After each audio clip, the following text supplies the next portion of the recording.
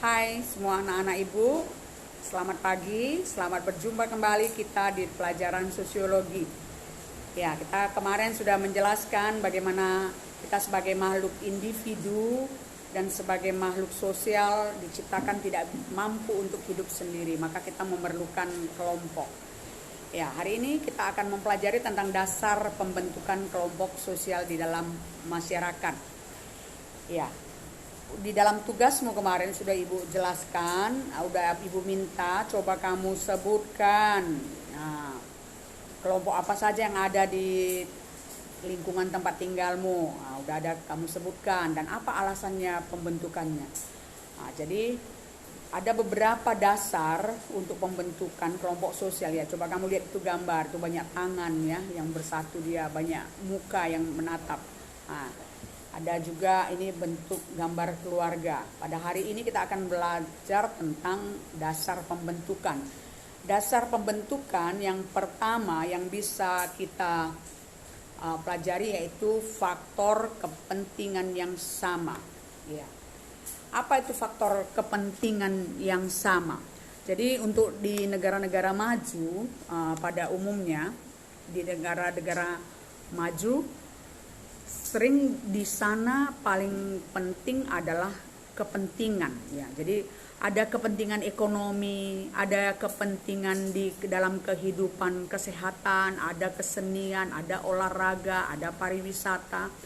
Jadi faktor kepentingan ini adalah dasar utamanya. Adanya kesamaan kepentingan, maka kelompok sosial akan bekerja sama untuk mencapai kepentingan yang sama tersebut. Itulah dia dasar yang pertama. Yang kedua adalah faktor darah atau keturunan yang sama.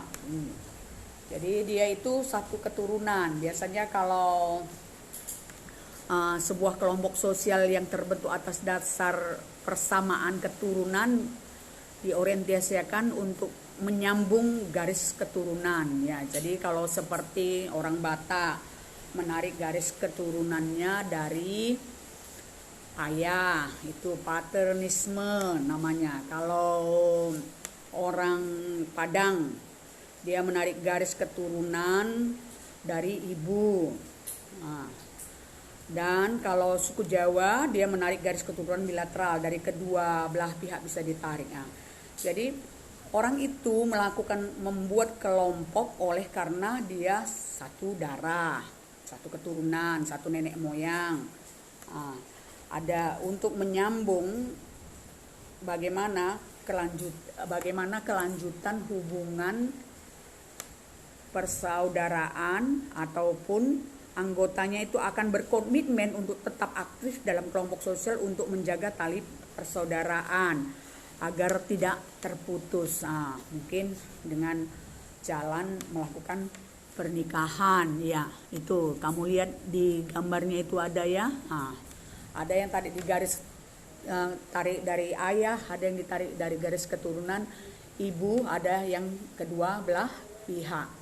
Yang ketiga, orang melakukan membuat kelompok adalah atas dasar geografis. Jadi dasar geografis itu sama dengan lingkungan alam atau tempat tinggal. Jadi misalnya orang yang sama-sama tinggal di daerah pertanian, mereka itu karena adanya suatu ikatan keadaan geografis, maka mereka membentuk suatu kelompok petani. Petani kopi, petani mungkin perkebunan sawit. Mungkin dia tinggal di tengah laut, di daerah perlautan, pinggir pantai. Dia membuat kelompok nelayan. Jadi ini untuk kepentingan yang diperlukan di dalam kehidupan bermasyarakat supaya ada peningkatan. Itu yang dimaksud dengan faktor geografis. Yang berikutnya kita masuk kepada faktor daerah asal yang sama. Jadi dia ini sama-sama satu tempat yang asalnya sama. Misalnya mereka itu sama-sama perantau di Gedung Johor. Ya, dia asalnya dari Samosir. Maka mereka membentuk suatu kelompok yang disebut dengan kelompok sosial yang atas dasar pembentukannya adalah berasal dari daerah yang sama. Maka orang tersebut merasa ikatan batinnya meskipun mereka semula belum kenal, tapi ketika mereka sama-sama di perantauan mereka sudah seperti saudara sekandung. Jadi itu akibat adanya ikatan yang didasari oleh daerah asalnya, ya. Ya. Yang berikutnya adalah ciri fisik yang sama. Iya, ini gimana itu ciri fisik yang sama ya? Nah, coba yang gendut sama yang gendut gitu membentuk kelompok begitu. Ya. Yang cantik sama kelompok yang cantik begitu, ya. Jadi kesamaan badan ataupun di sana fisik itu bisa mendorong orang untuk membuat kelompok, misalnya kelompok atlet, ya kan, pemain voli, pelari, ya, itu dia. Jadi dia membentuk suatu kelompok sosial. Berikutnya yang mungkin kamu bisa tambahkan di catatan Muna adalah faktor keagamaan atau keyakinan spiritual. Dari perasaan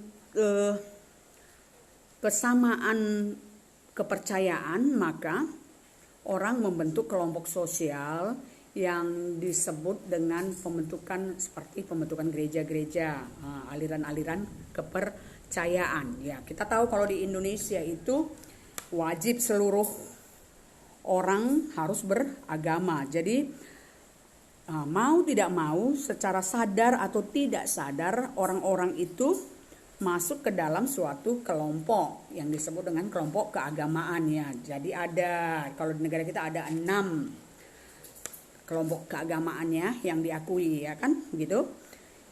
Nah, yang berikutnya adalah faktor ideologi ataupun suatu faham, ya. Pada masa sekarang ini bangsa kita selalu mengumandangkan kita memerlukan suatu demokrasi. Jadi untuk membentuk demokrasi itu maka orang yang sama paham pandangannya secara politik, ideologi dasar-dasar politiknya, ya mereka membentuk partai politik, ya. Jadi partai politik itu merupakan salah satu contoh daripada kelompok sosial atas dasar ideologi, ya. Jadi pada kesempatan ini anak-anak, ini yang kita pelajarin. Ibu harapkan kamu lebih mengamati video ini dan mempelajarinya dengan baik. Terima kasih.